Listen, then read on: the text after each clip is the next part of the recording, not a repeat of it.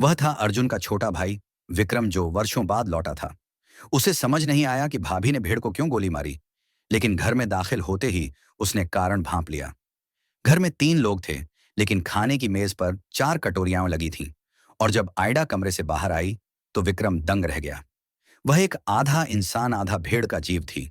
उसका सिर भेड़ का, हाथ पांव आधे इंसानी और आधे भेड़ के। उसे शक हुआ कि यह उसके भाई का ही किया धरा है। खाने के बाद जब अर्जुन बाहर काम में लगा था, विक्रम ने चुपके से बाथरूम में झांका। वहां उसने देखा कि भाभी और आयडा ऐसे नहा रहे थे जैसे असली माँ बेटी हों।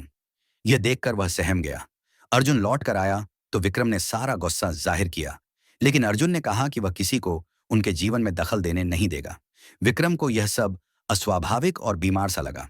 कुछ दिन बाद आयडा धूप में बाहर निकली। विक्रम ने पास की घास तोड़ी और उसे देना चाहा। फिर उसने शर्त रखी कि आयडा घुटनों के बल बैठकर मुंह से खाए, ताकि असली भेड़ लगे। आयडा ने बिना सोचे वैसा ही किया। अर्जुन ने यह देखा तो आग बबूला हो गया। भाई को खूब डांटा और बच्चे को तुरंत गोद में उठा लिया। विक्रम ने सोचा कि कुछ करना होगा। अगली सुबह जब भाई भाभी सो रहे थे, वह बंदूक लेकर आयडा को पहाड़ की ओर ले गया। वह उसे खत्म करना चाहता था, लेकिन पत्नी जब जागी तो आयडा गायब थी। घबराकर वह खोजने निकली तो देखा आयडा विक्रम की गोद में सो रही है। तब जाकर वह शांत हुई। समय बीतता गया। आयडा बड़ी होने लगी। धीरे धीरे उसे एहसास हुआ कि वह इंसानों से अलग है।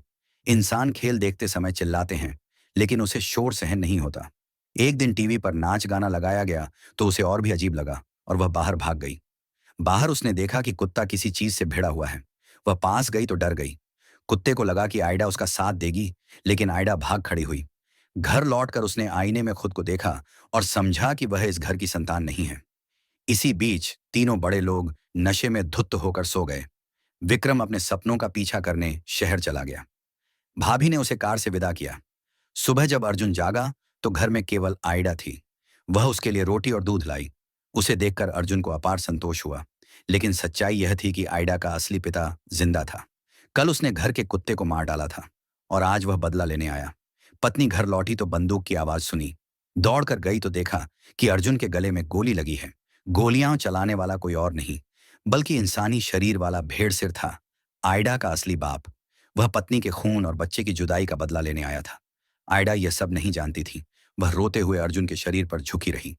तभी भेड़ सिर वाला राक्षस उसे उठा ले गया।